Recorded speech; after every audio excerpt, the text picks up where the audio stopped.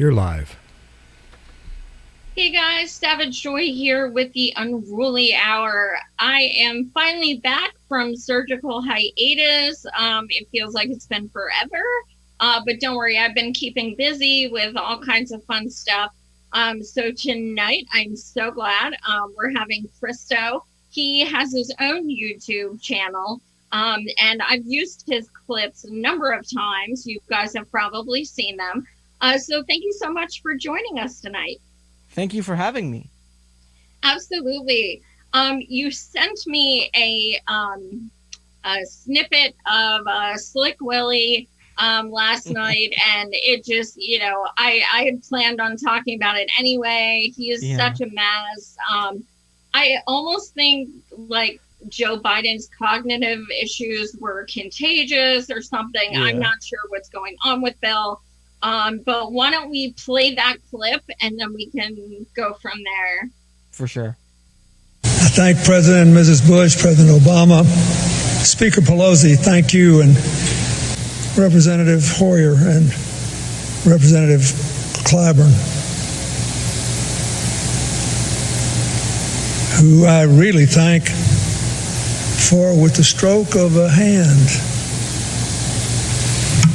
ending an intra-family fight within our party, proving that peace is needed by everyone. Madam Mayor, thank you.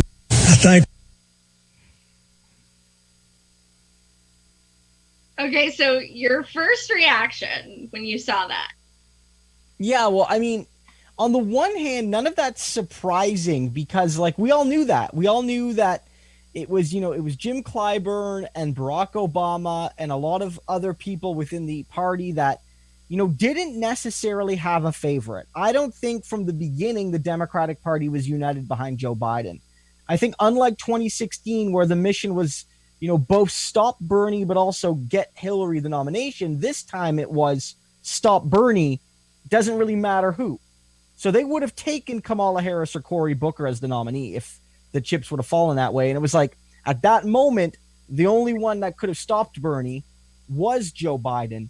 And so Jim Clyburn played that crucial role with the endorsement. But what matters here is that they're admitting it, because when you go back to that basically 72-hour window from that endorsement, maybe 96 hours, 3-4 days, from the Jim Clyburn endorsement right into South Carolina, where Biden wins big, but it was sort of expected, to the media overdrive about how this was the biggest victory ever, to the dropping out of some of the key candidates like Buttigieg and Klobuchar before Super Tuesday and the endorsement by O'Rourke, with the Obama call-in to all of these people, we were called conspiracy theorists for suggesting that this was a coordinated anti-Bernie effort.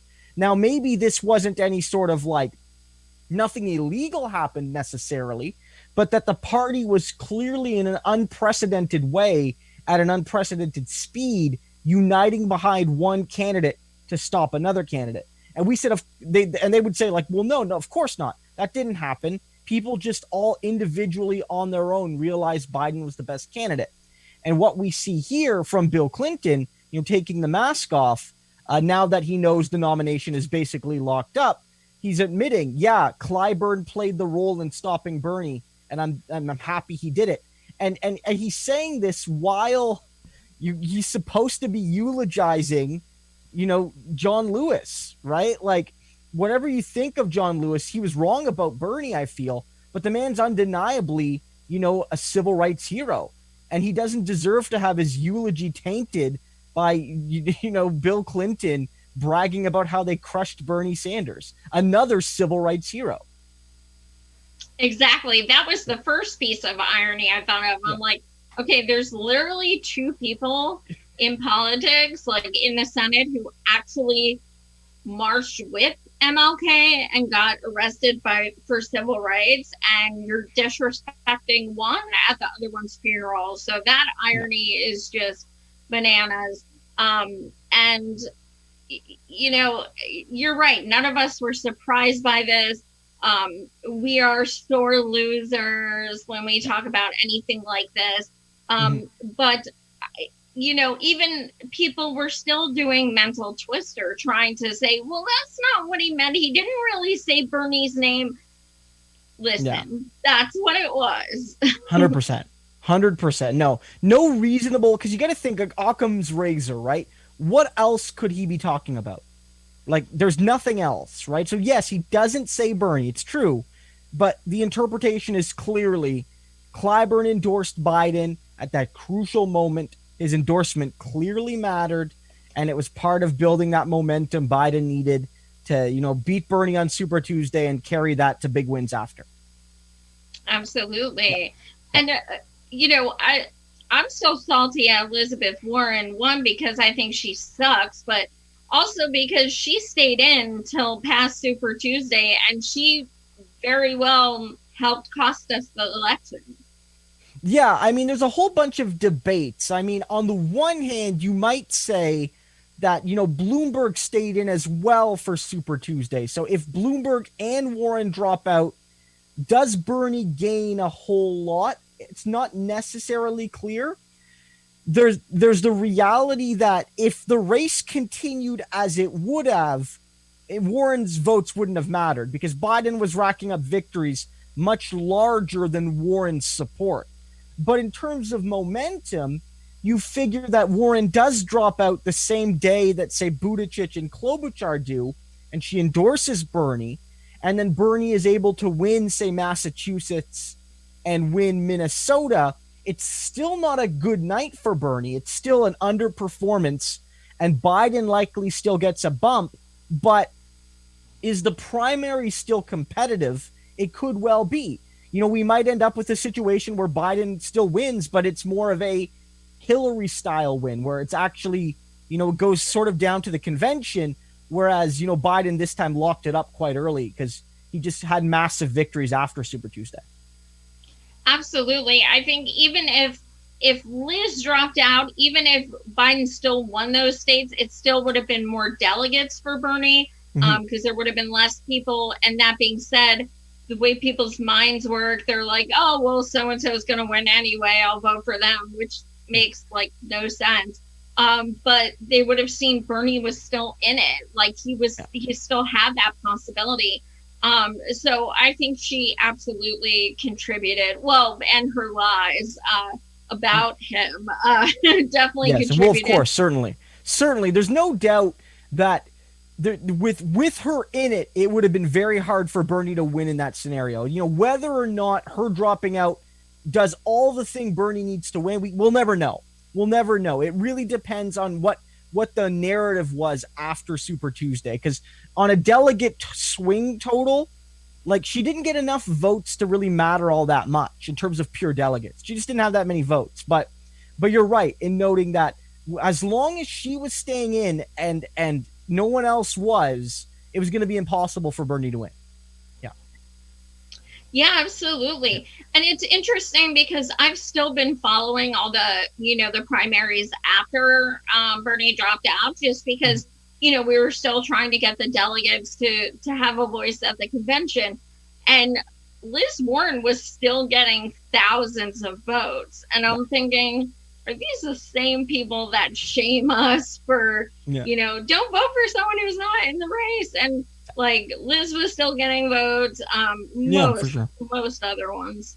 And a lot of people still get votes, and there's nothing wrong with that. I mean, at the end of the day, it's there are people that worked really hard for Liz Warren, worked really hard for Andrew Yang, and if you put, all this money and hours and emotional labor and physical labor, and all you want to do at the end of a primary season is cast a ballot for the person, power to you, right? Power to you. Absolutely. There was, after all I did for Bernie's campaign twice, there was no way in hell I wasn't going to at least vote for him. There was no way in hell. For sure. A lot of people, that was their thing. It's no matter what, I'm going to cast my primary vote for Bernie. Whatever happens after that, I don't know. And 100% respect to that. Yeah. Yeah, absolutely. So you are in Canada. So you guys have a different political system.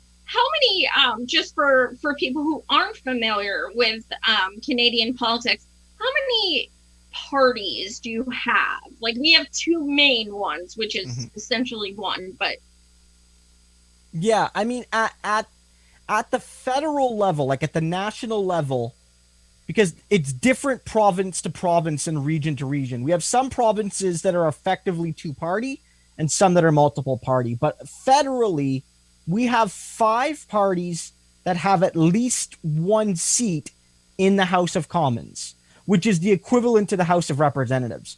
Our Senate is unelected, and it's full of it's an appointed body that technically you require them to pass legislation, but there's something between. There's sort of a semi-rubber stamp. They don't take too many stands because they are appointed.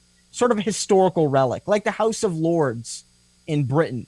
But in our House of Commons, we have 338 seats, and we have five parties. The current governing party is the Liberal Party. The most accurate way to explain them would be they are a center right neoliberal party that is progressive on some isolated issues, but generally right of center. Think of them as the Pelosi type party, if you will. The Kamala Harris type Democratic Party. You also have the Conservatives there in second. The Conservative Party is probably anywhere from a moderate Republican to a right-leaning corporate Democrat. They represent those sorts of values. There's not a whole lot of representation for very right-wing politics in Canada. The most right-wing Republicans likely would be too far right for our Conservative Party. So, for instance, people like Tom Cotton, I don't know what kind of voice they would have.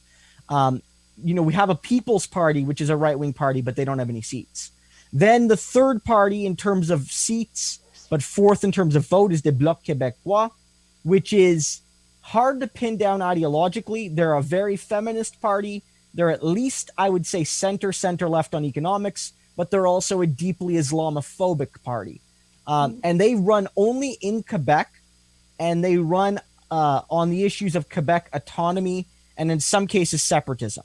Not all of them are separatists, but they all believe in greater autonomy for Quebec. So the best way to explain them would be Texas was majority Hispanic, and the official language in Texas was not English but Spanish, and it was the first language there. And there would be a party that ran for seats in the House of Representatives, and it would be the Tejano Party, and they only represented the interests of Texas, whether to separate or whether to just get more power from the central government. And that's the Bloc Québécois. Then there's the New Democratic Party. They're third in votes, but fourth in seats. They are the Social Democratic Party, basically representing, the party that the Bernie Sanders wing of the Democratic Party would represent, and probably on the left edge, further left than Bernie, with some of the individual MPs. More equivalent would be something like the Labour Party in Britain, at least the non-Blairite Labour Party. And then finally, and that's the party that I support and am a member of. And then finally, we have the Green Party of Canada. They only have 3 seats. And unlike the American Green Party, which is largely left-wing, like they're definitely on the left part of the American spectrum, the Canadian Green Party is more of an eco-capitalist party. Not necessarily right-wing, but I would say anywhere from center-right to center-left, depending on the issue. They might be classified as one of the more centrist parties, but they're not necessarily progressive in the way that maybe the U.S. Green Party is seen as. And those are the 5 main parties federally. In some provinces, some of those parties don't exist, or they don't exist in terms of their ability to win. And there are other additional parties in some provinces that don't fit those 5.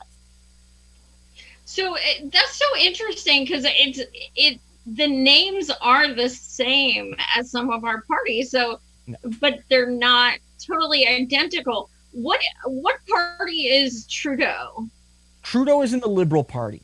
Trudeau's in the Okay, Liberal that's what Party. I Yeah, expected. yeah. Trudeau is in the Liberal Party, and he represents again this like this center, like the Canadians envision the Liberal Party as center left, much like how the average American would classify the Pelosi wing of the Democratic Party likely as being on the left. But in terms of the broad understanding of ideology, I think a lot of people who are political observers would see the Liberal Party as center right. And they would do it by, for instance, supporting things like gay marriage, supporting things like trans rights to some degree, supporting things like, for instance, Trudeau at federally was the first prime minister to have a gender equal cabinet, meaning that half his cabinet were men and half his cabinet were women, which was a good thing to see. These are the sorts of things that they'll do, but fundamentally they support privatization. They use legislation to stop workers from striking. They give tax cuts. They'll say it's for the middle class, but it'll go to people that make $1, $2, $300,000 a year in many cases. It's for the upper middle class to some of the wealthy people. That's the Liberal Party in a sense. Like they very much fit the image of the corporate Democrat, which is that they do a good job signaling virtues, and every once in a while they do a good thing, but fundamentally they represent Bay Street, which is our Wall Street. Bay Street in Toronto's the Canadian Wall Street, so they represent Bay Street. Wow. So we spoke a little before we went live that you are a fan of Jagmeet. Can you share why you like him, and how you identify with what he supports, and also how things would be different had he won? Yeah, I mean, Jagmeet he's young, he's charismatic, he's the first non European Canadian, and the first only the second non-Christian to lead a major federal party in Canadian history. He is, under 40. Well, when he became leader, he was under 40. He was 38 years old. Now he's 40, 41. He understands young Canadians. He understands their struggle. He has a strong tie with labor. He's been an ally of the labor movement.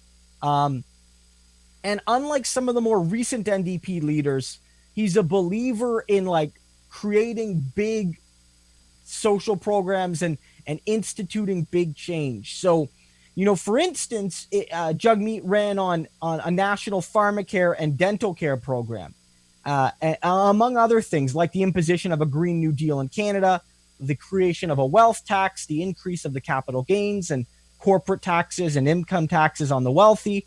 These are the big changes Canada needs. A national child care program as well. To really create the reality of Medicare for all in Canada, because we don't have that. A lot of Americans assume that we have Medicare for all. We don't. We have a universal healthcare system that covers a lot of what you need, but not all of it. So, for instance, in Canada, if you're sick, you can go to the doctor, and the doctor can see you, evaluate you, diagnose you, and prescribe you medication. But if you don't have workplace insurance, or you don't have money in your pocket, you can't get that prescription because it costs money. You can go to a doctor and they can tell you have an infected tooth, and they'll send you to the dentist. Dentist isn't covered in Canada. Teeth are not covered in Canada. So you'll have to pay for it out of pocket or suffer dental pain. And these are things we still deal with in Canada. And the issues maybe aren't as endemic as in the US, but they're rather serious. And so Jagmeet was running on the creation of national pharmacare, national dental care, national child care, national eye care. And these sorts of things alone, paid for by taxing the rich, would have been fundamental changes that would have helped a lot of poor and middle income Canadians that in many cases don't have these things. Because much like in the US, more and more Canadians, their jobs don't provide benefits. Like the way you get pharmaceutical benefits and dental benefits in Canada is the same way you get healthcare in the United States. You get a job that hopefully provides it. If you don't, and your spouse doesn't have a job that has that, then you just don't have insurance, and then you better pray you don't get sick. Same thing in Canada with your teeth and your medicine and your eye care and the other things as well. And I think that that's one of the big things he would change. And of course, Jagmeet's not perfect. There are many legitimate criticisms of him from the left. For instance, a lot of people have suggested that when push comes to shove, he needs to be stronger against pipelines. People have suggested when push comes to shove, he needs to be stronger in his criticism of Israel. Those things are fair, perfectly fair. But on the whole, he would have been the best prime minister our country's ever seen. And so he's not beyond criticism, but he's somebody that cares about regular people. Absolutely. So as far as Trudeau goes, I mean, I see him through American eyes. I see, the way, of course I know the blackface and things like this. And, a lot of women in America are like, he's so handsome. And that matters, apparently. Mm-hmm. So as a Canadian who actually lives with his leadership, what is just kind of your brief breakdown of how he is? Entitled and arrogant. 100%. That's what defines him. It's entitlement and it's arrogance. He truly believes, and this is my view, that he was ordained, whether by fate or by God or by the Queen or whoever, to be our prime minister. And for those who don't know, you can maybe see from some of the books in the background, his father was Pierre Trudeau, who was also prime minister. And this is the first time in Canadian history that a father-son pair have both been prime ministers. You've had scenarios where people have been, distantly related, through the generations, sort of like Teddy and FDR. They were related, but they weren't father and son or grandson and grandfather, what have you. Whereas in the U.S., you've had more father-son pairs, the Bush and things like that. I think he believes he was entitled to be in the position, and that you see this arrogance because whether it's with doing blackface and just thinking he can get away with it, whether it's the current scandal where the government tried to give $1 billion contract to a charity that's hired Trudeau's wife, Trudeau's mother, and Trudeau's brother, whether it's him going to a private island for with a prominent, billionaire and not disclosing it, whether it's other people in his government doing similar things. His government is one of arrogance. They really believe that because they are good, nothing they do is wrong. And I think that's what absolutely typifies him. And it means that in some cases, they liberals in Canada, when I use that term, I use the big L term, defining as people who support the Liberal Party.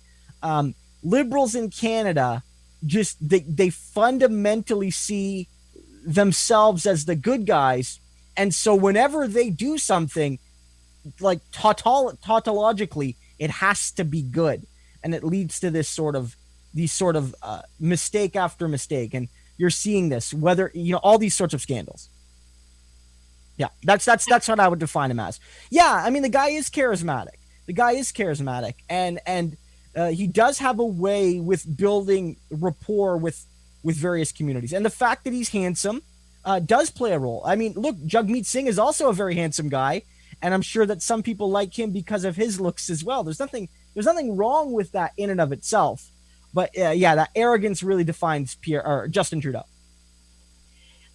Wesley, he's a viewer. He said Justin Trudeau backs intervention in Venezuela.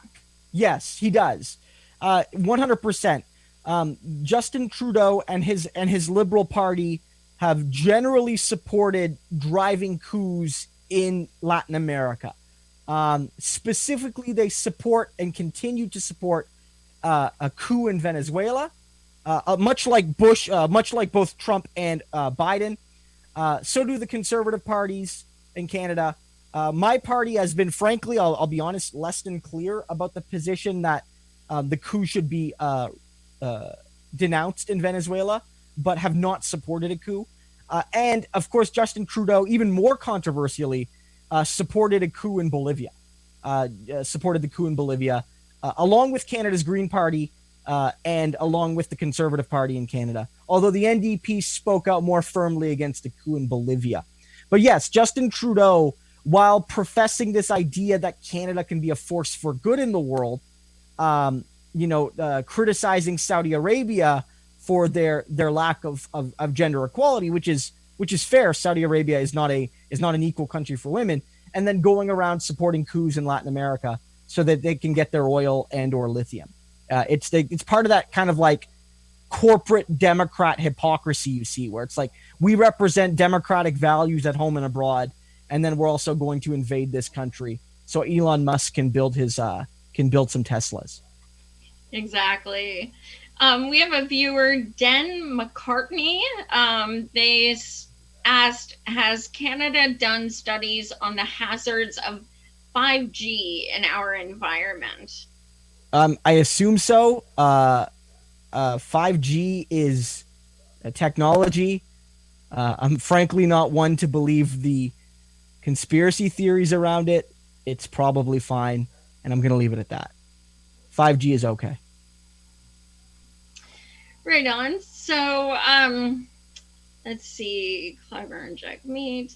Okay, so as far as COVID goes, as you know, the U.S. is just in a total clusterfuck right now. What are, to put it nicely, what is it like in Canada? Are you guys getting, I guess first we'll go with, are you guys getting any kind of stimulus payments? Yeah. Okay. So in general, it's better in Canada. It is. There's no denying it. It's better. What happened though at first was that Justin Trudeau was promoting a very limited stimulus package, and most of that stimulus was going to go to businesses. Not all of it, but most of it. Like somewhat similar to Bernie's Paycheck Protection Program, and what you've seen in somewhere in Europe. So not the worst thing, but not great either. And then because Justin Trudeau, while he's in power, does not have unilateral control of Parliament. He has what you call a minority government. And what that means is he has the most seats in Parliament and he's Prime Minister, but the other parties together have more than his. So he needed the support of some of the opposition parties to pass any legislation. And what Jagmeet Singh and the NDP did was demand a much more substantive payment. And what they were able to achieve, and it was imperfect, and it has not covered all that need to be covered, they did get for many Canadians a $2,000 a month payment. Very quick to access. You get, if you lost your job and you make under $1,000 a month still. So if you say you're still making $500 a month because you're working part-time, or you have a small business on the side, you can get $2,000 a month, $500 a week, directly into your bank account. That's available to many Canadians. Now, for a lot of students, they were initially left out, and they've been given a second-class option. For a lot of seniors on fixed incomes, they've been left out. People on disability who were already living in poverty, they've been left out. If you had a job lined up, like a lot of school people that were starting a job in the summer, if you had a job lined up that obviously got axed because COVID started and nobody's hiring anymore, you were left out. If you had been working and you made under $5,000 in the previous year, you were left out. So a lot of gaps were still there. But this program likely wouldn't have happened at all without pressure from the NDP, from the left side of the political spectrum in Canada, on Justin Trudeau, both because he needed support from other parties to pass legislation, but also he doesn't want to look like he's selling out working class and middle class Canadians when there's an alternative for them to turn to. And so that's one of the reasons our stimulus has been better. Again, it still leaves a lot of people out, but it's been more robust and more comprehensive than the American option. Although I will say, in some ways, for the very poorest Canadians, they may have gotten less from in Canada than the United States, because the U.S., as limited as it was, did basically give almost everyone, that $1,200 one-time payment. If you're a very poor Canadian, you got almost nothing during this round of stimulus. Wow. So when do they anticipate stopping the payments or anything? Have they given a date? Yeah, they're looking to round it up soon. I forget the exact date, but it's definitely coming up soon. They're looking to transition people onto unemployment insurance. Because the unemployment insurance system was not designed to handle this level of unemployment, but they're thinking that as people gradually go back to work, they want to wean people off of it. I think the government is facing a position where, as a pro-business government, much like in the U.S., how the corporate Democrats and Republicans don't like the plan because it exposes how poorly paid minimum wage workers are. Like, you know what I mean? Like, and rather than raise the minimum wage, business owners are complaining about how they can't compete with the CERB, is what we call our stimulus plan. I think they want to support business and capital, but they also realize that, if people don't have jobs to go back to and their support is cut, then they're going to revolt against him. So I think he's trying to gradually end it, which is probably the right thing to do politically. If you are going to end it, you don't want to cut everyone off immediately. Absolutely. What is the minimum wage? The minimum wage in Canada varies from jurisdiction to jurisdiction. In Canada, we have a federal minimum wage, but it only applies to workers that work in certain industries. If you work in a bank or for a telecommunications company or for a railway, or if you work for the federal government, and there's other examples as well, then your minimum wage is determined by the federal government regardless of where you live. But other than that, there is no national minimum wage. The minimum wage is set by your province. And so it ranges anywhere from, I believe, the high 10s, low 11s in Saskatchewan to $15 an hour in Alberta, which until recently had an NDP government. They were the first to push it. The other governments that are on their way to $15 are the BC government, which is an NDP government. They're increasing it, by so many dollars, so many cents a quarter or a year, and they should be there in the next little bit. Here in Ontario, where I live, we have a $14 minimum wage. Although in many parts of Canada, there are exceptions. If you work for tips, your minimum wage might be lower. And in some jurisdictions, if you're under 18, you might have a lower minimum wage as well. But that's not everywhere. Ours is $7.25. Yeah. And it hasn't gone up in over a decade. Yeah. And I think servers are $2.83 or $2.15, which is so disgusting. I can't even fathom trying to live on that. No, 100%. 100%. I mean, like, the reality, like the reality in there's a few factors. One, I mean, generally, our dollar doesn't go as far. So when you see like a $10, $11 minimum wage in Canada, it's actually not a whole lot better than that $7.25. It is better, but not as much better as people would expect. So for instance, good point. I believe now, if like for every dollar in the US, for every Canadian or for every American dollar, you'll get about $1.30 Canadian, give or take. So, your currency, like, you can live farther off 10 American dollars than 10 Canadian. And in general, things are cheaper in the U.S. Food's cheaper. Housing's cheaper generally. Not in the biggest cities, but In many parts of the U.S., housing is cheaper than in Canada. So there's a lot of challenges, and our minimum wage can look really good, but it can be deceptive given certain costs and how far our dollar goes. Very valid point. I digress a bit, but of course, you know, pretty much everyone on Twitter 24/7 is talking about Biden's VP. So we'd be remiss not to talk about it. Yeah, for sure. He, he was supposed to announce in March, then it was April, then it was May, then June, then July, and then it was yesterday or Saturday. Yeah. Now he's saying he wants to have a meeting with 5 different women and kind of hash it out.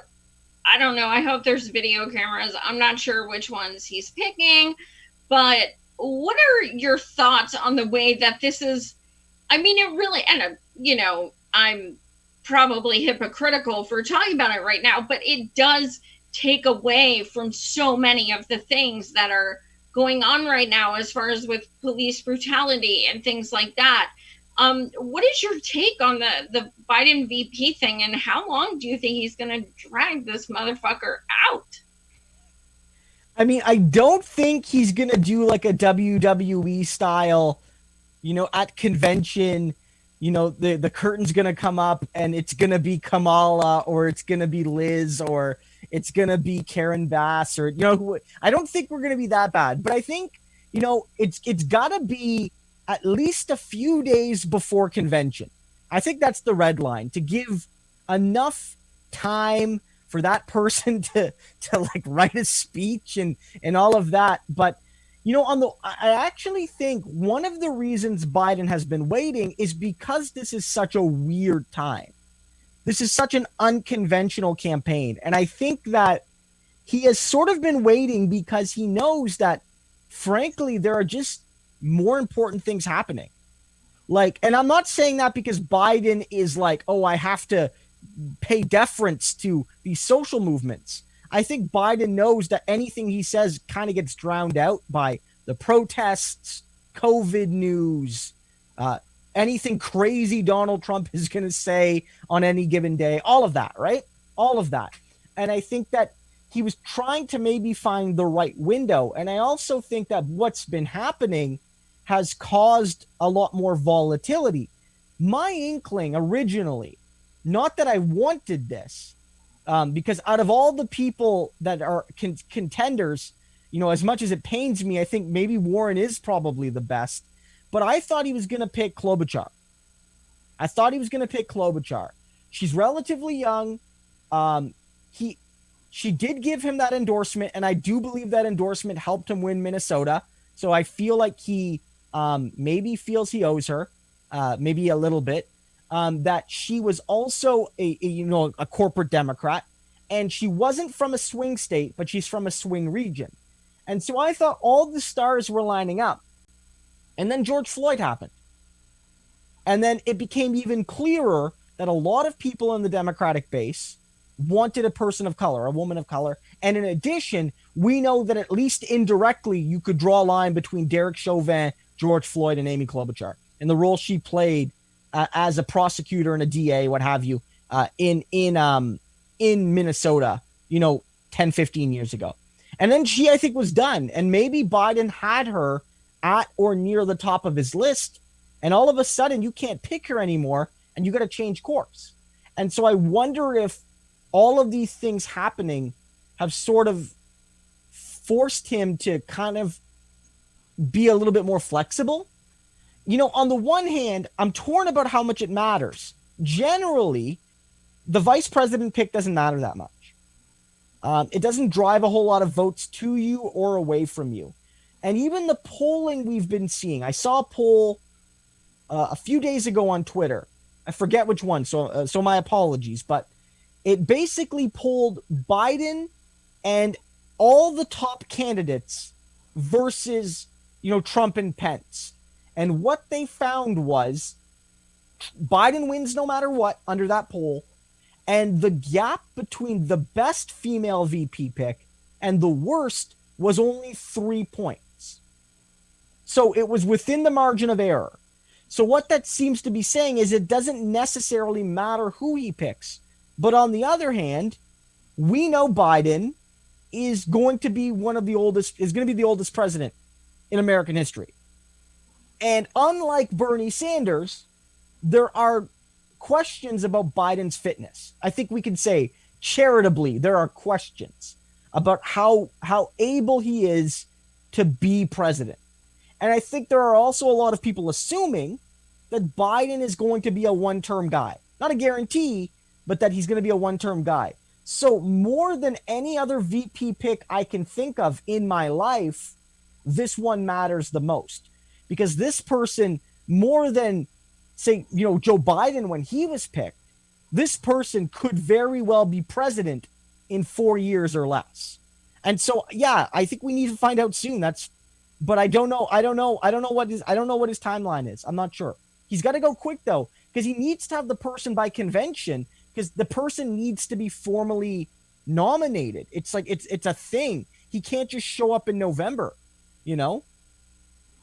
Absolutely. And since day one, since he announced, I've had this fear that it was going to be Hillary. I just feel like there's no way in hell she's going to let any other woman take that first woman title from her. So I still I feel that way less now, but I'm still don't discount it.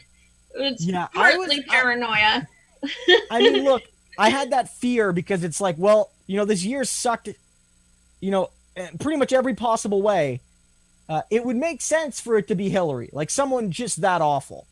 But I think that Biden knows that Hillary is not popular, and even Biden knew that was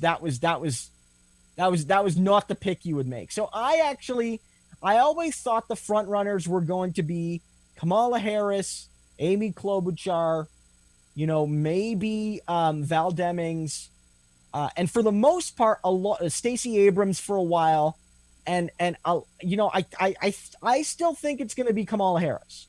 I think you might see Susan Rice, which is a bit of a surprise to me. Not that in the sense that she's got a high profile, that she wouldn't be capable of being a vice president, but in the sense that she's never been elected to anything. And it seems like it's a big gamble, rather than say, Kamala Harris, whatever you think of her, she does have she has been elected as a senator. So. Yeah, it'll be, I'm really enjoying the freakouts of K-Hive, though. I gotta say, it has been really incredible. They're saying, they're doing a Bernie or bust type thing. If she doesn't get VP, we're not going to vote for him. The interesting thing is that Joe is such a shit candidate that, people aren't, if he picks Kamala, he's not gaining any voters. They have comparable policies, or it would be smart for him to pick someone that would bring new voters to who he wouldn't normally have. Yeah, but I don't know who that would be. There's a few things to consider here. One, it's, can you get new voters?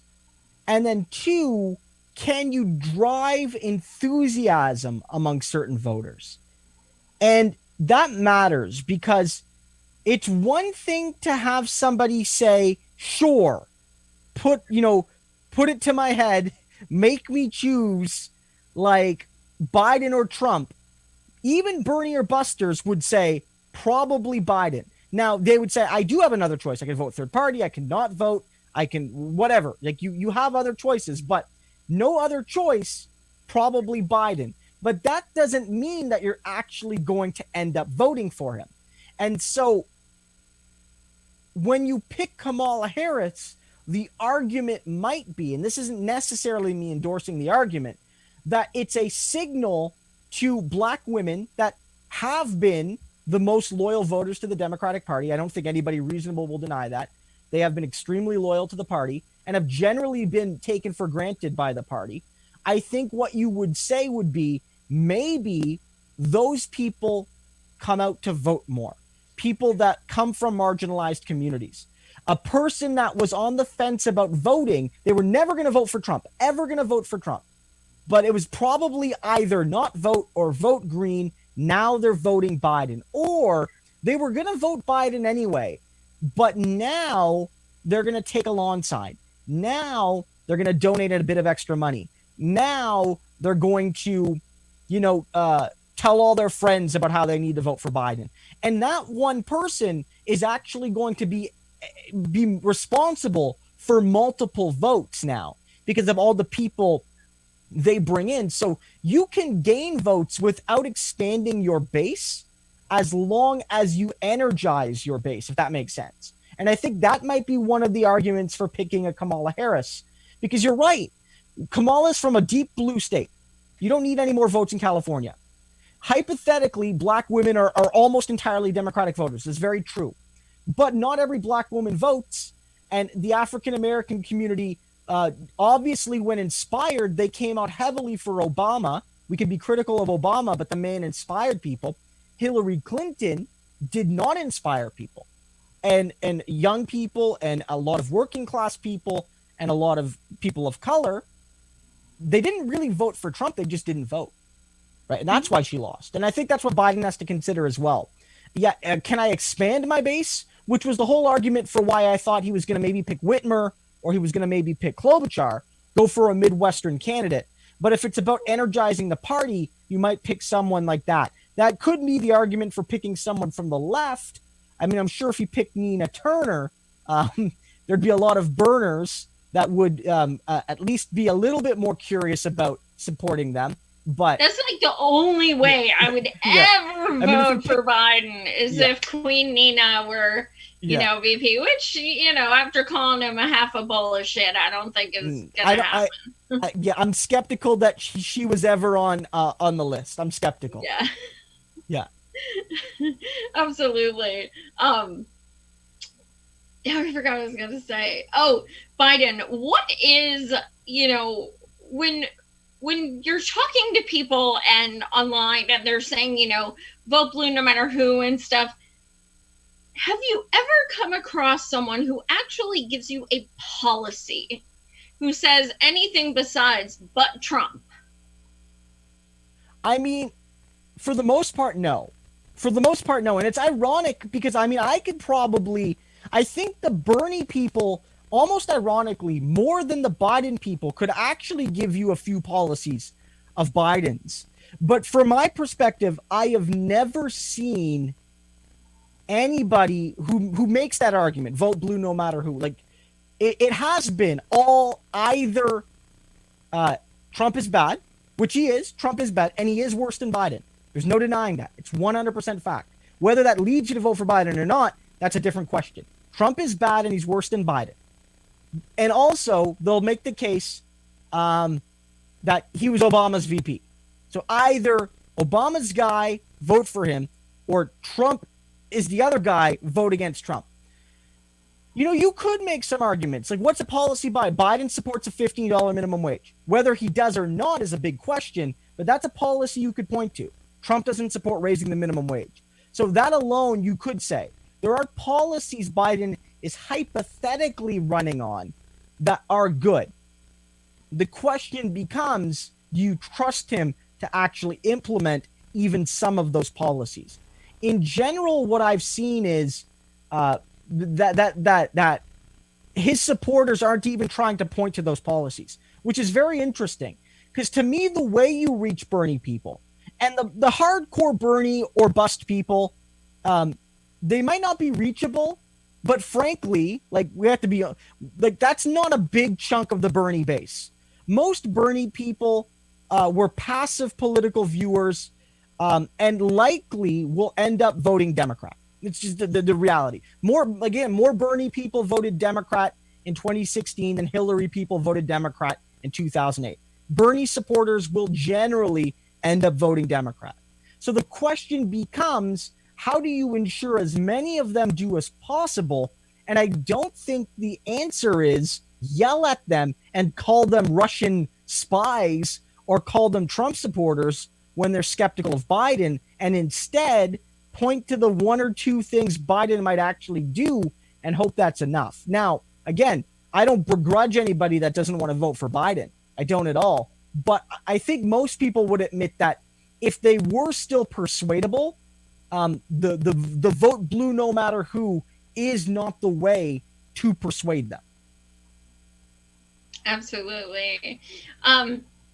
Dave L., one of our viewers, says the one thing we can count on the Dems doing is picking a VP based on demographic appeal rather than actual popularity or issues. And that's true. I mean, we see identity politics being played out all the time. Yeah, I mean, yeah, I think that's fair. And I mean, I would also say that that's the Republicans do that as well. I mean, when Trump picked Pence, that was identity politics. It was picking somebody from the Midwest. It was picking somebody with rock solid evangelical Christian credentials. Because while evangelicals did eventually line up behind Trump, they were first behind Ted Cruz. They didn't really trust Trump. They eventually started to love him, but not until the primary was over. Him picking Mike Pence was a signal that he's going to pick somebody with Midwestern evangelical traditional Republican values. And I think that was identity politics as well, and it was a good pick.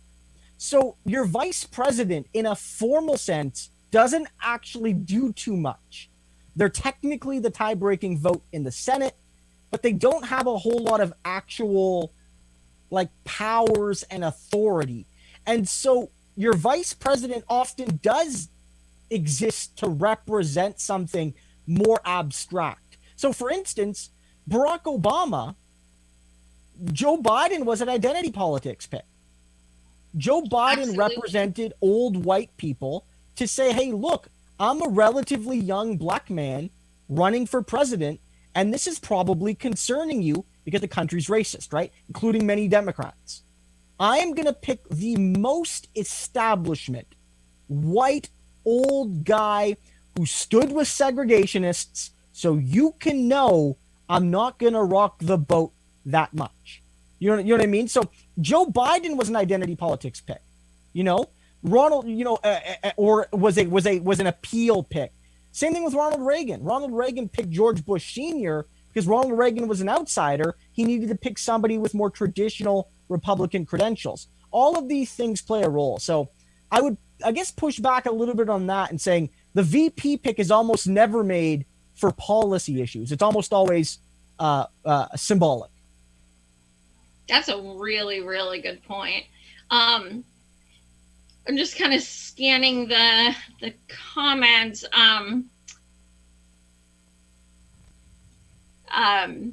So in any case, before we go, is there anything you want to leave with our viewers? Like anything, of course, give your YouTube, your Twitter, all of that stuff, but is there anything you want them to take away, like maybe something that gives you hope or something you're looking forward to?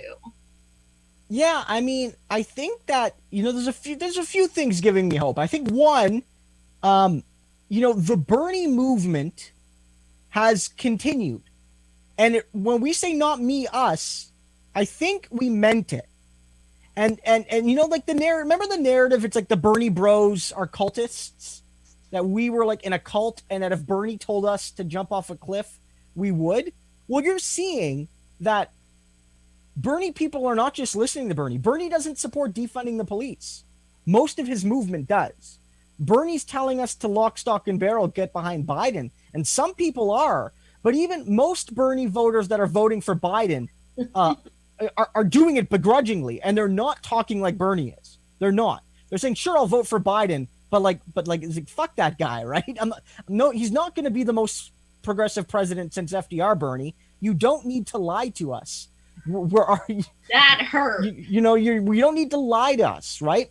And so that's giving me hope because it means that, as much as Bernie means a lot, and as much as I'm not angry at Bernie really, and as much as I'll always, in a sense, love him, right? And he's going to go down as a historic figure 100 years from now. People will remember Bernie Sanders. I really believe that. It shows that it's about more than him. And I also think it shows that, you're seeing good primary victories still. You're seeing that AOC had a strong result. Jamal Bowman, Charles Booker, that wasn't a victory, but that was a lot closer than anyone expected. You've been seeing continued success even after Bernie's defeat. And I think the biggest thing is that all over Canada and the US, that people are getting in the streets and they're protesting. And it's showing that electoral politics does matter, but it's not the start or end of politics.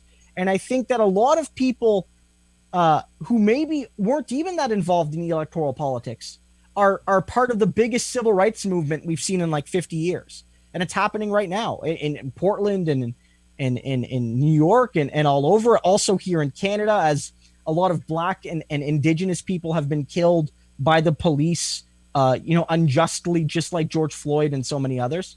It gives me hope that people are building these movements.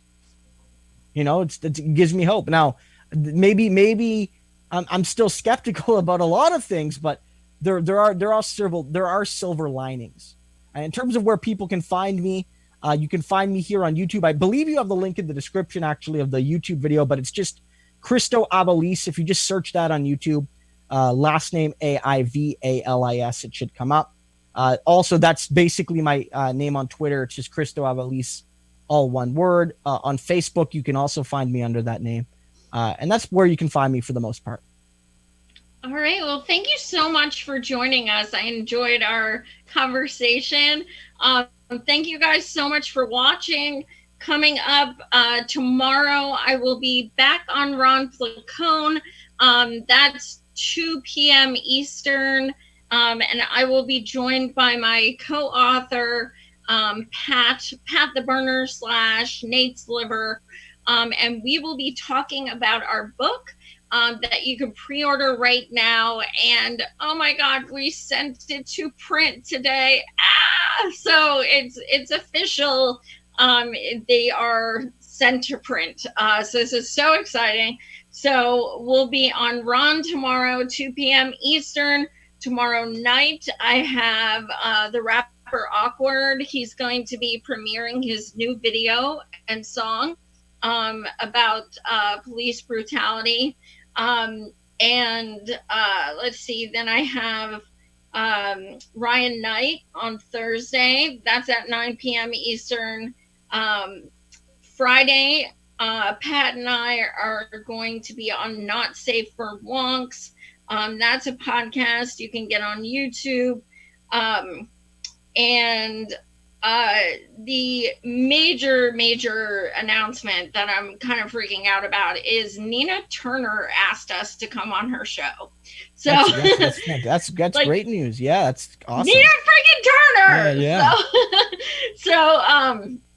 Yeah, she invited Pat and I to go on Hello Somebody, her podcast, and that'll be happening on the 20th. And I'm going to try not to pee my pants or, just I'm trying to still go to sleep and, do things like that. But that's kind of, I told Pat, even if we don't sell any more books, the fact that we get to go on Nina's podcast is enough. Yeah. That's totally cool.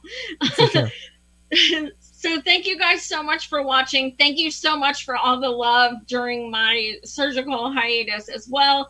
And once again, thank you so much, Christo, for joining us. Not a problem. Thanks for having me. Always happy to come back. Awesome. Thank you. Thank you. Night, guys.